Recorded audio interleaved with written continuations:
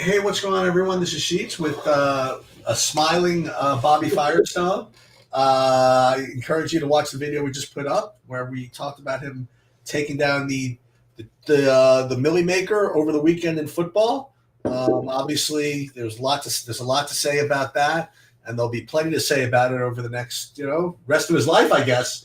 But especially in the next week throughout the DFS community, we just did a whole video going over it.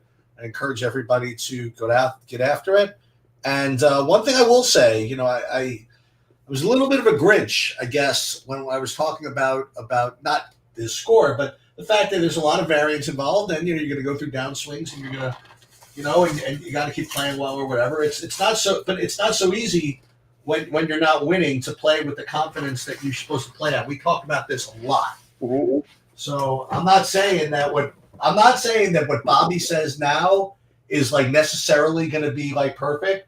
But what I will say is that after a score that at least eliminates some issues, you have at least a confident voice. Mm-hmm. That now, Bobby, we know that what you're getting is very confident takes that is not money scare, that's not variance scare, or whatever. Because now we have confidence, and confidence always. I really believe that confidence does breed success when you have these decisions that are on different ends of the risk tree. Again, we talk about this in poker a lot. We've had this discussion a lot that in poker when you see a bluff or you see an aggressive play that you're supposed to make, it's easier to make it when it's been working. And it's easier, and it's harder to make it when you're 300,000 in makeup and nothing's been working, for example. So let's listen. We still have a lot to do in the NBA, which is the toughest sport in DFS. And fortunately, we have a couple of confident voices. Hopefully, getting you through it. You want to say hello to everybody for a few minutes, and we'll get into the slate. Yeah. Just again, just really appreciate everybody's been like really kind and acknowledging and saying really nice stuff. And I feel like I've been in this for so long that I feel connected to so many different people in this community. And there is a feeling like to the point that you're making. I do think I've always been a person I've always been a swing person. Like when things start going well, I usually go on crazy streaks for weeks and just keep winning. And it might mean months of losing sometimes. But I do think there is a part of it that's confidence and really feeling like you don't have to.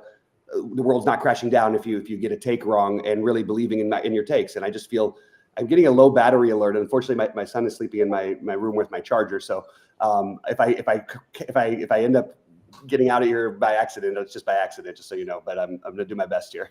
Well, he's certainly been improving with his DFS play, and we're going to work on his technology. Next. Next thing. Right. So it's a MLK Day slate. You got nice handful of 5 games here. It spans out kind of weirdly. You have 4 of the games like right on top of each other, and then you have the Boston Golden State game is kind of an island game. So again, keep that in mind. If you want to be flexible to go for there. There's some very violent, questionable tags. You have Cat, who's questionable. He missed, but says practice on Sunday, so that's obviously good. You have Gobert, questionable. New injury report, new addition, which is usually not very good. What else do we have here? Bradley Beal, questionable, unable to play recently, but he was spotted at shoot-arounds. We have Steph Curry, questionable. He left in the fourth quarter. So listen, we're gonna have to see. Let's see what's going on here. I guess we could just start game by game and just kind of just kind of going. Yeah, and I guess my take on the question, I think more guys are likely to play on days like today. Just in general, holidays and MLK especially, I do think that I would expect anybody who's actually physically capable to be playing more often than I would a normal NBA. That's just the way I always look at these ones. So look, there's still going to be guys who are ruled out and things are going to happen because it's the NBA. But overall, especially with the stars, I'm going to assume that if they're physically capable they're going to play. That's where I'm at right now. I just saw where the value is. I guess Cleveland guys are out, huh? Yeah, it's what's his name? It's Mobley and Okoro. It might be a little bit aggressive on the projection, in my opinion, for some of these things. But LeVert is so cheap, it's hard not to like the projection. But I think that Mobley's a good usage thing, and Jared Allen is going to make sense and things like that. But I don't know that look, there's not a ton of value. So if you wanted to play Ty Jerome, I get it. But I don't think that you necessarily have, like, these are not like must play values to me. What about Detroit Houston? You like anything from this game? Yeah, so I really didn't see anything that stood out. I don't mind, Tobias Harris in the role he's at. I don't mind that play. I don't mind the Cade one is just, it makes some sense because if they really, if they're going to be competitive in this game, it will be because of Cade. So those were the only two that I thought of. But Cade would be probably the highest level of interest. And then nothing on the Houston side that really stands out for me. Detroit has been really, shout out to them. They've really turned their whole franchise around, and I feel like it's sort of gone a little bit unnoticed. But good for them, and they're a really competitive team. And obviously, Houston's one of the best teams in the league now. So it's nice to see these. This used to be like the bottom dweller. You're playing all the 3K guys because you've never heard of anybody on these teams. And these teams are both just they're good teams. But I don't have a ton of interest from a DFS perspective. Yeah, it's funny. Usually when there's a team I have no interest in, the only guys that'll show up just happen to be centers because it's the way, like you said, the algorithm works. Yep. So, I mean, Isaiah Stewart, 3,200, I guess. Duran, 5,500. Aside from that, I'm not really getting too much of this game at all. Yeah, it feels like one of the less appealing of the slate games for me. Okay. What about on the other hand? What about Minnesota against Memphis? I mentioned that Gobert is questionable, which is interesting because Gobert actually looks like a good play. So if that's the case, I mean, if he's out, then I mean, what's Naz Reid going to be, 65% owned? Yeah, at least. Yeah, so there's that to watch out for. That game is one of the first, obviously one of the first two. And then once again, you have Jaden McDaniels every day, Mike Conley every day. Like, all those guys look decent enough. And then Memphis, nothing really showing up on value, but there's not that much ceiling, I think, on this slate. So maybe I'll go back. Anthony Edwards, I dismissed a little bit when I first went over it, but I mean, there's not that many raw points on this slate. So I actually do like Anthony Edwards a decent amount. And maybe you can tell me if how many minutes John Morant's going to play. That would help me. Yeah, that's the thing. And this, like, Memphis is the highest scoring team in the NBA. They play the fastest pace. I feel like you got to bump everybody in Minnesota, regardless. Like, even if Gobert does play, first of all, I like Gobert. I really like Naz Reid in this matchup. I think that, like, obviously Conley's still too cheap with no DiVincenzo, but it's not the most exciting play in the world. But I like the idea of going back to Edwards again. I think this is a matchup where you're seeing the best out of him. I mentioned it on Friday, and I think he's sort of hitting that time of the year where he's starting to really, putting up the monster games that we get accustomed to in the playoffs usually from him. But I feel like he's finding his groove. So I actually really like the whole Minnesota side. But Edwards and Naz Reid, Gobert and McDaniels would be my favorite four. If you wanted to play, I have no issue with Nickeil Alexander-Walker or Mike Conley either. And then the John Morant, just look, they win, they're good, and I still think he's too cheap. I think there's plenty of upside. This is a matchup I expect him to get. If this game's competitive, these teams have a little bit of history. I think this is the time where you do play Morant. So the Edwards-Morant thing, because you're probably going to play a couple guys from Minnesota anyway. I would be looking like at 3 guys from Minnesota and John Morant as a run back. I just think it makes a lot of sense on this slate. Atlanta, New York, I mean, this is going to be one of those things where, I mean, right now, if I just ran the Sims with that projection, I'd be getting 1% Trae Young. That's just not happening. Trae Young going into Madison Square Garden on MLK Day, you know what I mean? Like, there's just no way I'm not playing that. I don't even understand how we don't, like, that's the other play. That's the thing, is I feel like you have to, like, right? It's ridiculous. I mean, it's in Madison Square Garden. We have to just always play Trae, right? Yeah. And then, on the other side of this, I mean, I mentioned that Cat's he's questionable, whatever. If he plays, I mean, I have him projected 5 points higher than everybody else. Actually, maybe 2 points higher than Tatum, but he's going to look good. Whether Cat's in or not, Brunson's going to look good. And if Cat's out, then Brunson's going to look amazing. Josh Hart looks like okay, but again, if Cat's out, you got to watch for that. Yeah. Miles Bridges, excuse me, not Miles Bridges. Michael Bridges, Kyle Bridges, whatever. Mm-hmm. I mean, this game's 236 point total in a pretty good environment. You know what I mean? Like, I think this game can kind of go off a little bit.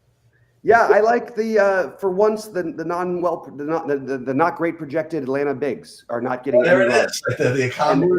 That's the way to get different. I think Okongwu would be my preferred one, but if you want to play Capella at 4,800, that's completely reasonable. For some reason, they're not both projected at 30 fantasy points like they always are today. Right. But I think Trey, Ja, Edwards are my favorite guys to spend up on at the moment. And then on the Knicks side, it's such a great matchup. You kind of want to just give everybody a tick up, but I can't play everybody. So if I had to pick any of them, it would probably be Bridges or Anunoby just because they're cheaper and they're going to play 500 minutes in an incredible pace game. I just think that's where I'd be. So you mentioned these guards from Cleveland as we go to Cleveland, Phoenix here. I mean, Karis LeVert and Ty Jerome both are projecting over 6x, and I mean clearly Karis LeVert has a lot of upside at 4,200. But I mean the most direct thing you could do is play Jared Allen. I think. Mm-hmm. I'm actually right now, if I just kind of just import it and put all my stuff out there, he'd be my highest owned player overall in the slate with about 60% ownership. With no Mobley, it's just 5,400 is a pretty just a damn good price. Other Cleveland guys you could think about are I guess the normal complement. I mean obviously Garland and Mitchell, whatever, but Dean Wade, Strus. I mean, there's sort of a short slate. I mean, you don't have to play those guys, but I mean, I think I prefer. Like, I think you were intimating. I think LeVert over the other guards. And Allen. Those are my two favorites. In Phoenix, again, watch for Beal, because right now I'm really not getting anything from Phoenix. What do you think about this spot, this game? Yeah, that's where I'm at as well. I did just find a charger, but my computer froze for a second. There we go.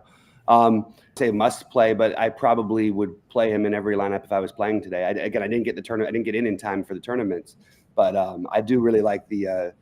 I mean, I just think LeVert it's good enough chalk, and it's the kind of chalk where if you miss, if it happens to be that 40 fantasy point game, because that's very much on the table, you're really just dead.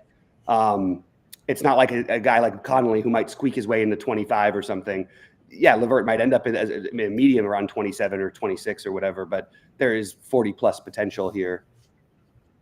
It's also a very good matchup. So LeVert is my favorite. I actually don't think you need to go completely nuts and would be the next favorite for me. But there isn't much value. So if you really need it, like Niang, but I would prefer Struss to Niang personally. And I just don't think I don't want to play. I wouldn't want to play like five guys from Cleveland necessarily, although you certainly could make a good case. I just think at that ownership, I probably am off of it. I would probably be underweight Cleveland outside of the Allen and LeVert myself. Maybe Boston, Golden State for. Did you talk about Phoenix at all? Sorry. No, I didn't have anything on Phoenix as long as Beal plays. If Beal doesn't play, I think you could make a case just to go right back to Booker. And Durant. Boston Golden State, it's an island game. You'd want to kind of get exposure to this, but I'm not really seeing too much. Like I have Tatum as, again, a good play.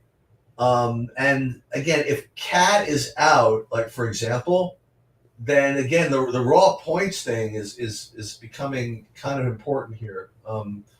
So I mean Cat's the only guy I have projected over 50 points, and it's 51. And then after that, I have Tatum at like 49, and then I guess Cade Cunningham. So I think you have to respect Tatum's just as median in this spot. And then I'm really seeing other stuff. I guess I think guys have been out maybe. Christoph's been out a few games maybe. I'm not sure. I'm getting a boy, oh boy, I'm going to be tempted to do this. Getting a $3,600 Kevon Looney from Colton. I mean, back to doing that again. I don't know. We'll see. But overall, this game is not too appealing to me.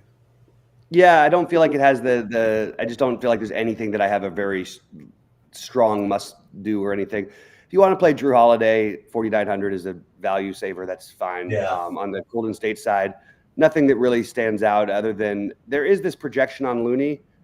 I feel like it might be a little. It just I honestly have the hardest time pegging when it's just like makes no sense. I mean, I've seen Looney and we've had him at times where he's like 40% owned, 35% owned, and he played like 5 minutes. Yeah. So I personally would like to get away from that if I could. Well, and Kerr is very unpredictable in general. So yeah, and they've run those weird big rotations consistently, and I don't have a great feel for it. It feels very fluid to me. Yep. So Bobby was, he was kind enough to get shut out of these tournaments. So, like we said, so everybody's got a chance now. And he shared his takes. I'm gonna probably run another set of projections once I have some more news. Like if I get Gobert news past 2:00, again the market's closed. I'm not doing all. I just got other administrative stuff to go on, so I'll be able to probably run stuff whenever the Gobert stuff comes out. So everybody watch for updated projections. Aside from that, what's that? I just wanted to get they just updated it. They said Cat and this is not really an update. Cat and Josh Hart are game time decisions. Okay, like I don't know what to do with that. They just released that, which is basically the news we already knew. All right. There's hockey tonight. I'm not going to be around. I'm going out to dinner this evening. And again, stuff to keep an eye on for this week. And we do have again the championship games this weekend. So I think it's both games are on Sunday. Is that right? Yep. So no football until Sunday, but there's going to be basketball. I presume every day, or at least close to it. Hockey pretty much every day or close to it.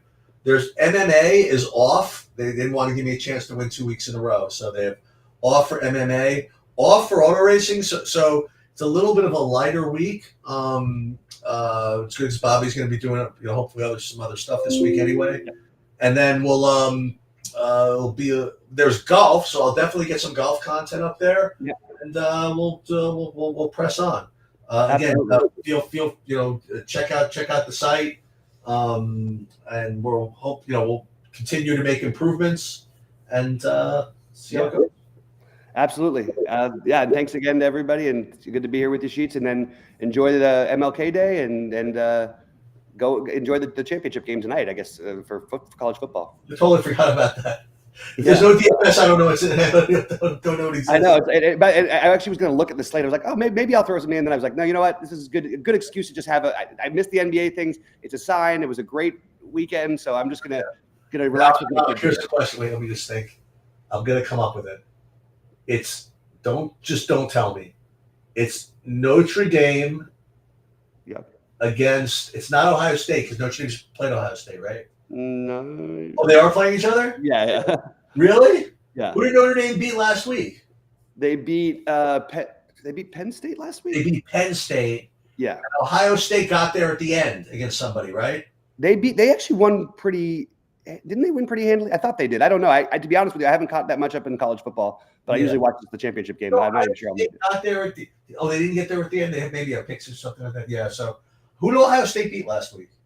Last week was God damn it, I can't even remember. Was it Texas? No. Or Oregon? They beat Oregon a couple weeks ago. I honestly can't remember. Yeah, so neither of us have any idea because it's You're right. DFS. But I do know who's going to be starting for the LPL slate tonight. So there you go. There you go. Yeah, exactly. All right, sounds good. Again, congratulations. We'll continue to. But there's a whole thing, it's like you're only allowed to say Happy New Year until like the 15th or something. I'm going to say congratulations at the end of every freaking video. Okay, I'll take it. Congratulations, and I'll catch up to you later. Thanks, buddy. All right, good luck today, guys.